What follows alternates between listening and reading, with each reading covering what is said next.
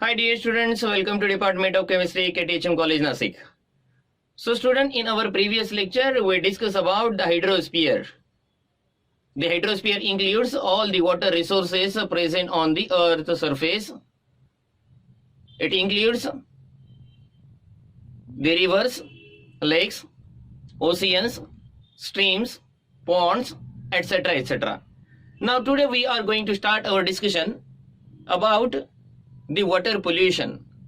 Actually, water is an very important and a very common component on the earth surface.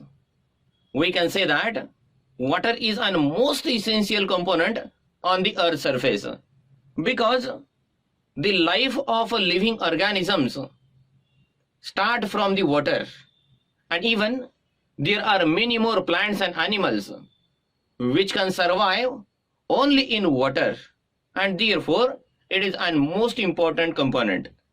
Right now, due to the huge populations, the use of water is increased, and therefore to maintain the quality of water and the water resources is an great importance, and it is an important issue of every countries. In fact, the water pollution increases with increase in populations, and nowadays the population as well as the water pollution goes on increasing day by day, and therefore under this topic we have to learn about the water pollution, various resources of water pollution, different classes of pollutants, and even the control measures to maintain the water quality. So first of all, we will talk about the definition of water pollution. Water pollution: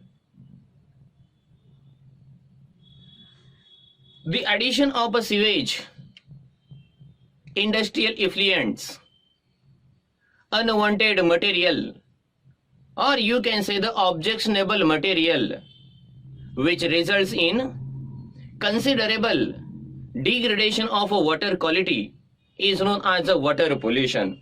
So what is meant by water pollution? The addition of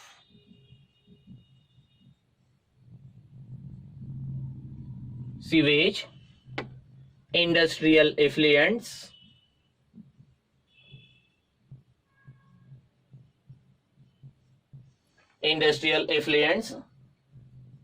or any objectionable material which results in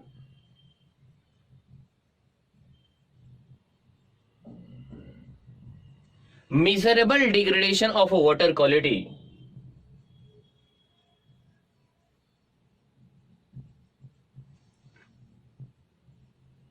Miserable degradation of water quality is known as water pollution.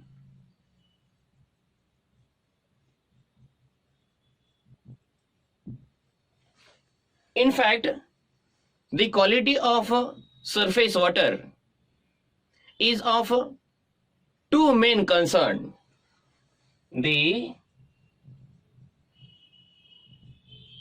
quality of surface water and groundwater is of a concern from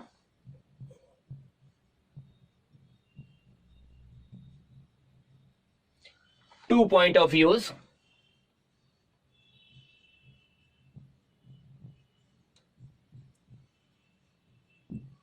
First one is a human health and welfare, which is most important for the sake of human being. So the human health and welfare. And second thing is aquatic life. Aquatic life means what? the health of aquatic organism.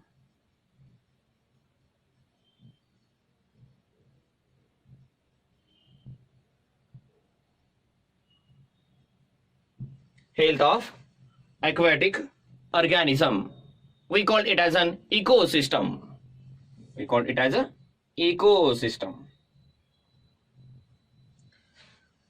If we think about the classification of water pollution, in fact, we never get 100% pure water. The reason is a very simple one.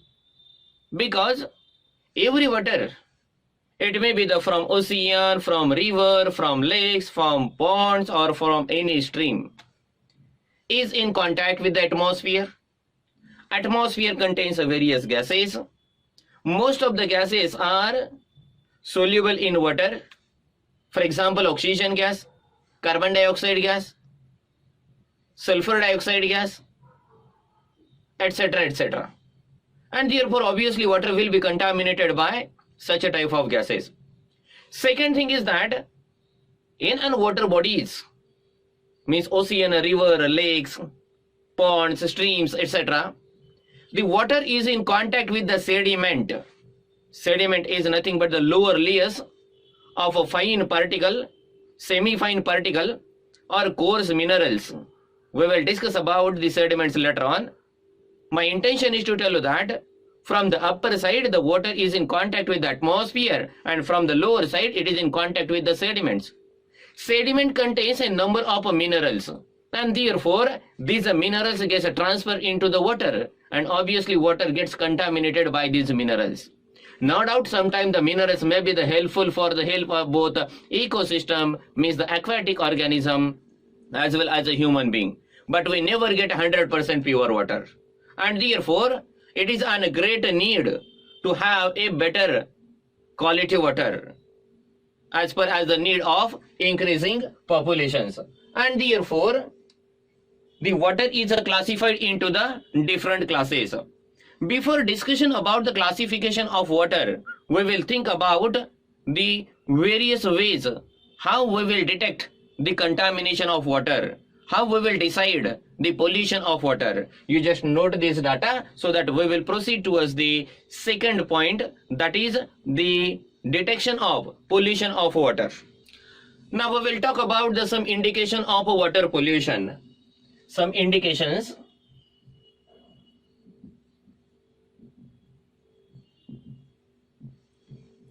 of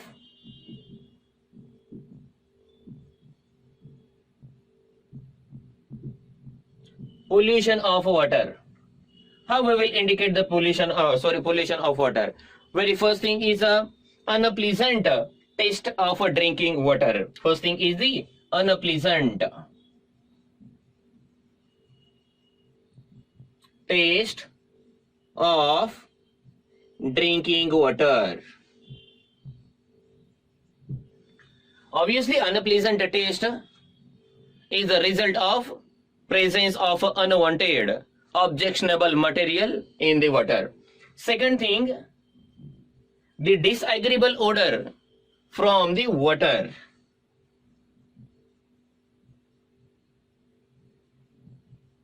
Disagreeable odor from the water. Again, disagreeable means what? Unexpected odor, unbearable odor. We call it as a disagreeable odor. Unmonitored growth of algae, aquatic weeds, we call it as in the water bodies.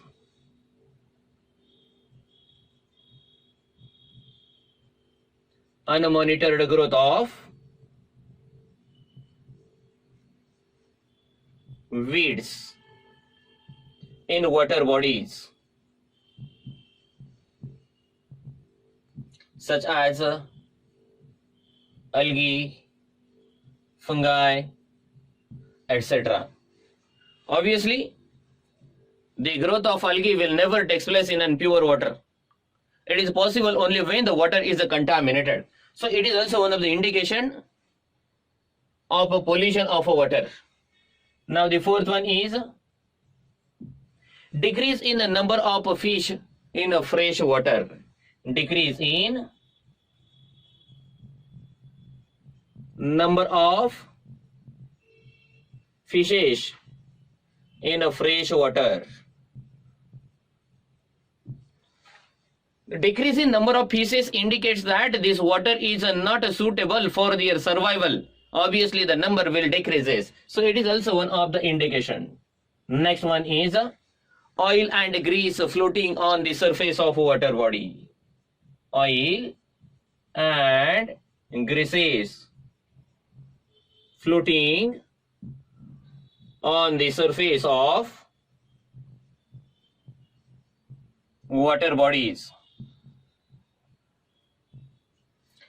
So these are the certain indications of a water pollution. Now we will talk about the classification of water pollutants. Water pollutants are categorized into the number of categories depending upon their sources, depending upon their chemical behavior, or depending upon their structural features. So now we will discuss about the classification of water pollutants.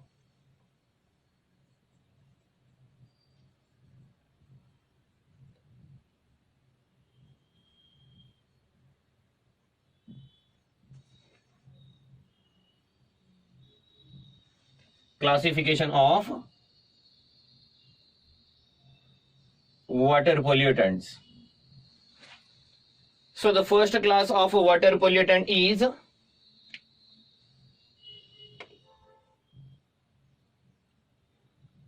organic pollutants. Obviously, which contains organic compound, carbon compounds. Second one is the pesticides. Pesticides. Obviously, rural runoff will contains a pesticides from the farm. Next one is the detergents. Obviously, detergent will comes from the sewage, household sewage we call it as, or from some selected industries also as a effluent. The next one, fourth one is a eutrophication. Eutrophication.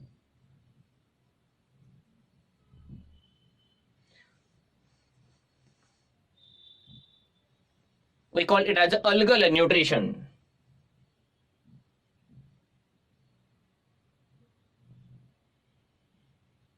Algal nutrients.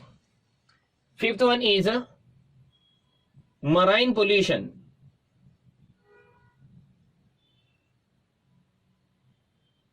Marine pollution. Sixth one,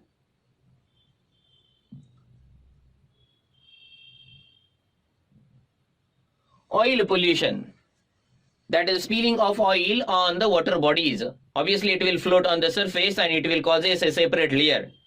And this layer of oil will have a many more adverse effect, which we'll discuss later on in detail.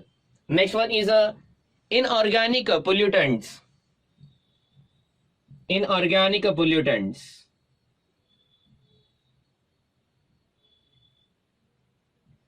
Some physical pollutions are also there. For example, thermal pollution.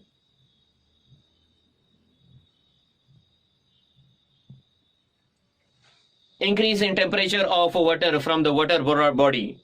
Obviously, it is also one of the pollution. We call it as a thermal pollution. Addition of radioactive material. Radioactive material.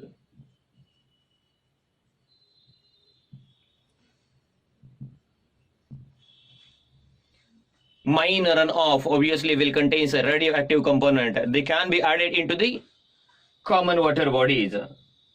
The next one is disease causing pathogens, etc., etc. So these are the classes of water pollution. You just note all this data. We will proceed towards the further type of classification. In fact, the water pollutants are broadly classified into the 4 classes.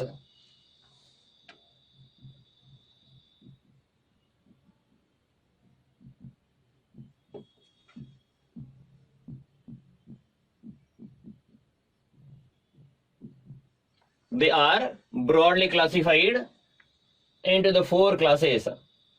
The first one will be the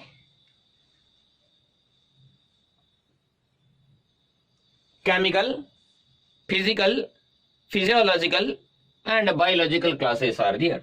The first class is nothing but the chemical. It includes organic pollutant and inorganic pollutant. I will call it as A class. The first one is a organic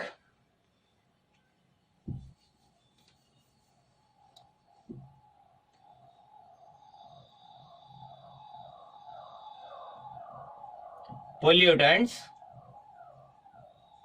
and second is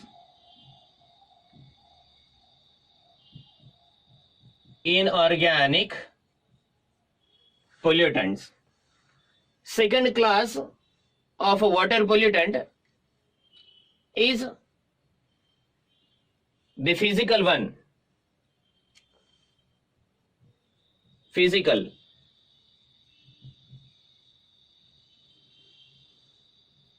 Physical one. For example, color,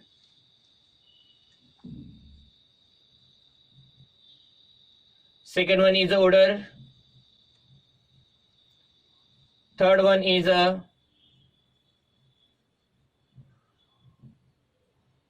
turbidity, suspended matter is also there.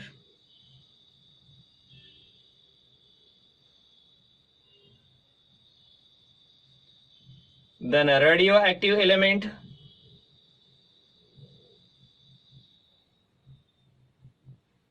then thermal pollution,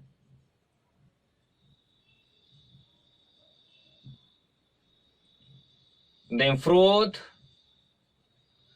formation may also take place. So it belongs to the second broad class, that is the physical water pollutants. Next one is a third broad class, physiological. Physiological means taste and odor will come for here.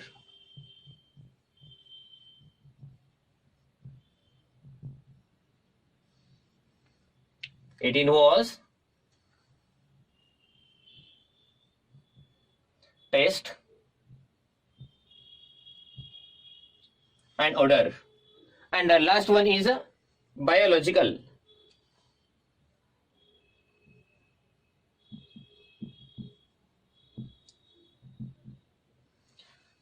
It involves algae, fungi, bacteria, pathogens, viruses, etc.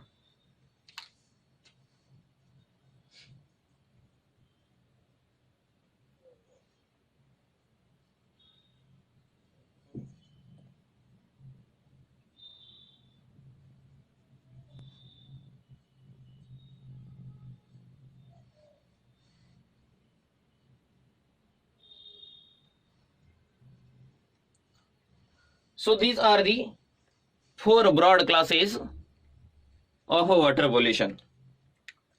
Now we will start our discussion about the organic pollutants. Organic pollutants. Organic pollutant, it is a very common pollutant present in water.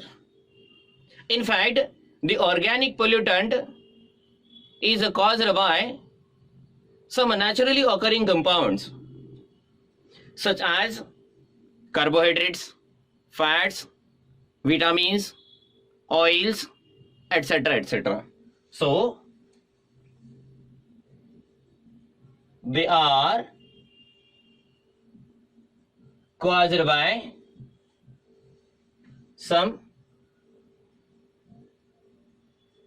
naturally occurring compounds such as fats, oils, carbohydrates,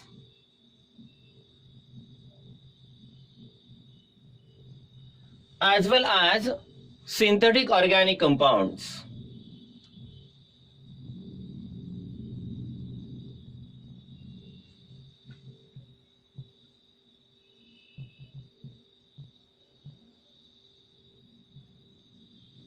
Synthetic organic compound means organic compound which is prepared in the laboratory or in an industries. Many more synthetic organic component which we are using in our day-to-day life. Even pesticide also belongs to the synthetic or synthetic organic components. The synthetic organic component are more dangerous than the naturally occurring or naturally generated organic component. The synthetic organic pollutant are more dangerous than natural organic pollutant. They are more dangerous than naturally organic component. As per as the discussion, they are mainly comes from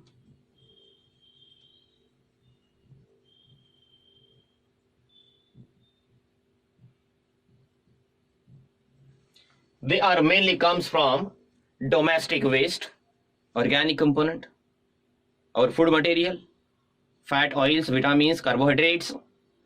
So major source will be the domestic waste.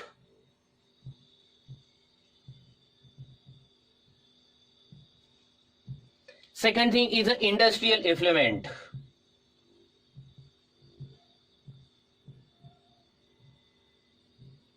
Because it also contains a oily component, hydrocarbon containing effluent. Next one is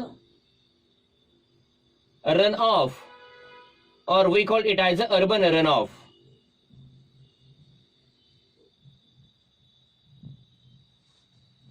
Etc. etc. There are many more examples of organic pollutants which is coming from the different sources. We will summarize a few examples among them. Suppose, first of all, we will write the class of pollutant. Class of pollutant. Then we will write the example. And then we'll write the potential source.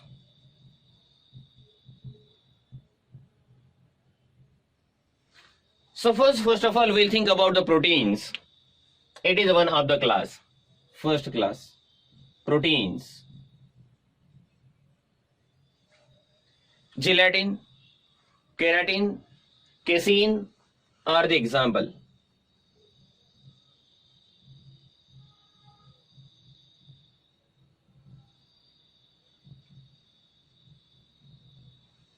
These are the corresponding example. It comes from the food processing, house waste. These are the potential source. Food processing,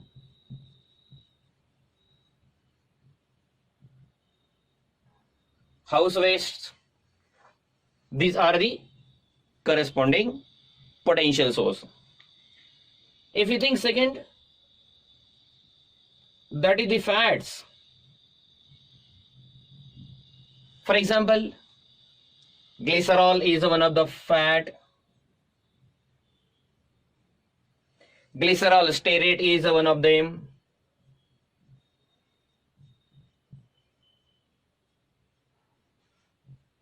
Glycerol,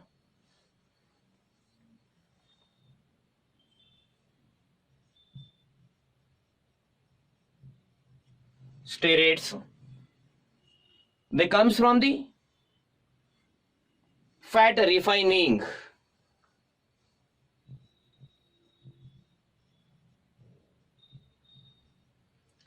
fat refining industries. Next one is suppose resins,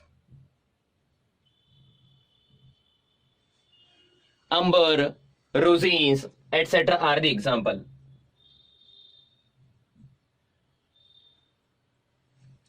And they comes from the paint manufacturing.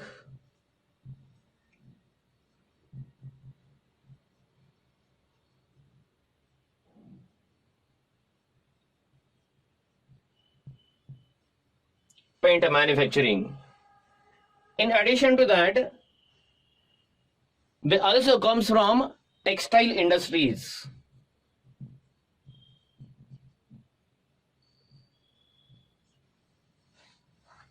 The next class will be the soap, sodium,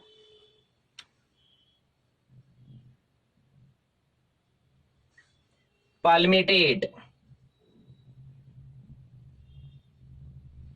potassium stearate,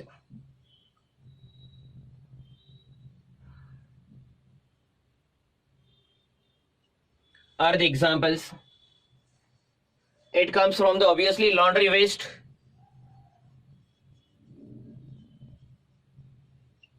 textile waste, etc. etc. The next one is the detergent. Detergents. The detergents are nothing but these are also having a sodium laurate, sulfate, etc.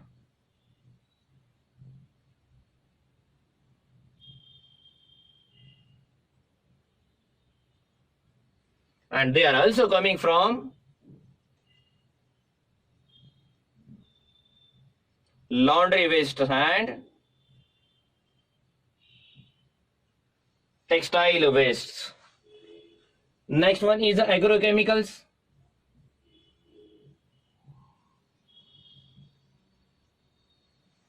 DDT, BHC, these are the example. And they will come from the agricultural runoff.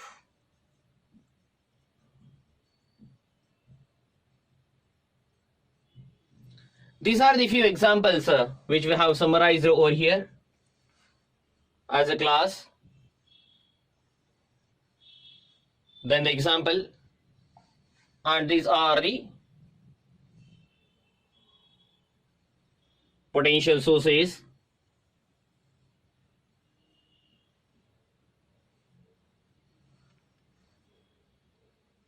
Of some pollutants.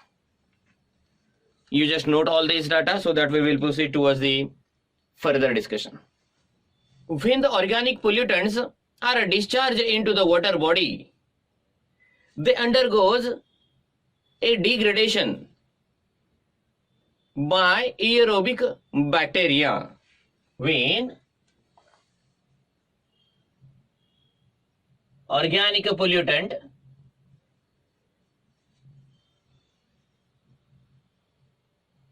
are discharged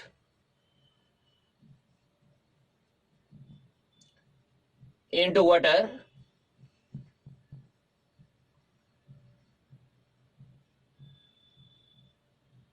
they get decomposed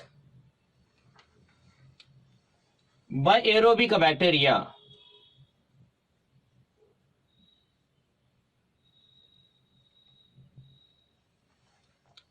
Such a type of decomposition of organic matter is known as a self-purification. We call it as a self-purification.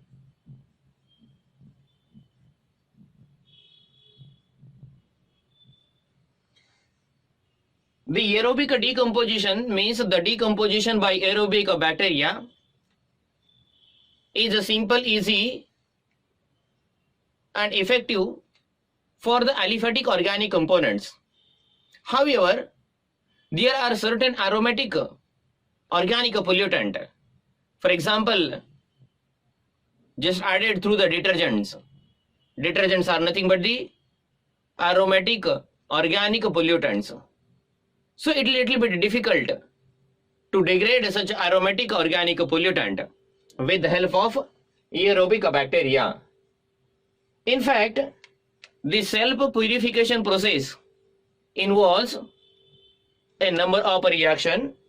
Self-purification process involves number of processes. We will summarize few important processes. Suppose if you have a hydrocarbon, means carbon containing component. The carbon containing component is oxidized to carbon dioxide by the aerobic bacteria, so that it gets converted into the carbon dioxide. We call it as an oxidation.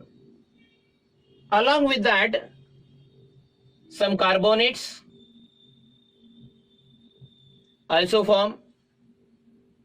In addition to that, bicarbonate also form. Carbonate means CO3, 2 minus. Some bicarbonates also form. Bicarbonates such as HCO3 minus. In fact, carbon is converted into the organic acid, you can say. They are converted into the organic acid. Carbon components are converted into their organic acid. Suppose we have a nitrogen containing organic pollutant. It gets converted into the corresponding ammonia, or we can say the organic ammonical or organic amines, commonly we call it as organic amines. If you have a hydrogen, gets oxidized by aerobic bacteria into the corresponding water molecule. If you have a sulfur, sulfur is oxidized into the sulfate,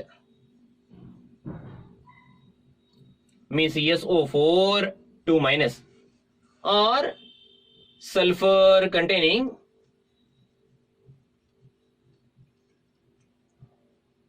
organic compound.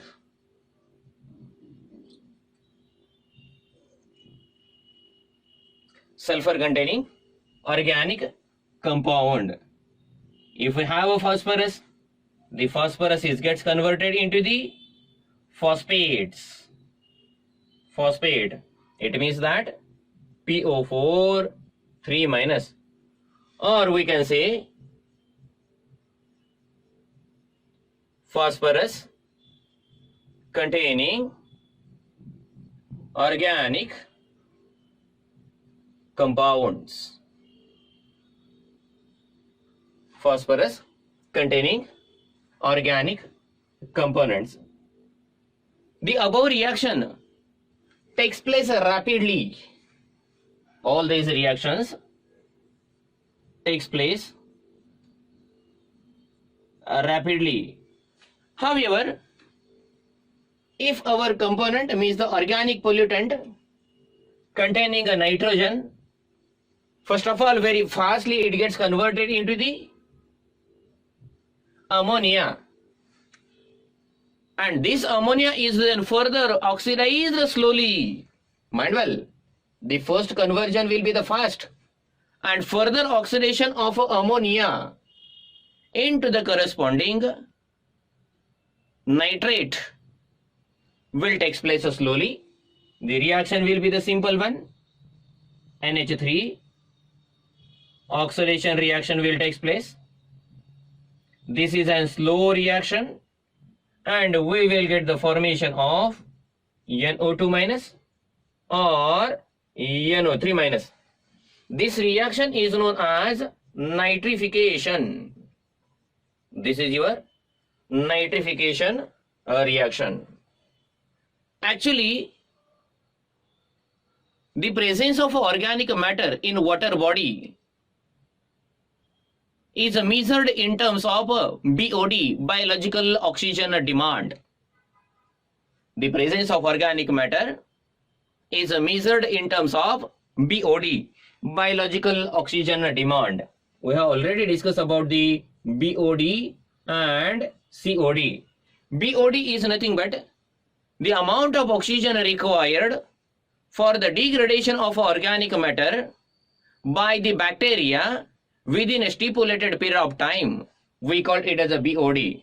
Obviously, if the water contains more amount of organic pollutant, the bacteria will consume a more amount of dissolved oxygen, and therefore the oxygen content in the water will decreases. So the BOD is a measure of presence of organic pollutant. Actually, it gives a dissolved oxygen. In fact, the dissolved oxygen in the natural water is a 6 to 9 ppm. The dissolved water means the optimum dissolved water in water, we call it as a natural water, is 6 to 9 ppm. But for the degradation, the bacteria will utilize this oxygen, and therefore the dissolved oxygen will drop down. The industrial sewage introduce huge amount of organic pollutant into the water bodies, and therefore the dissolved oxygen drop down tremendously.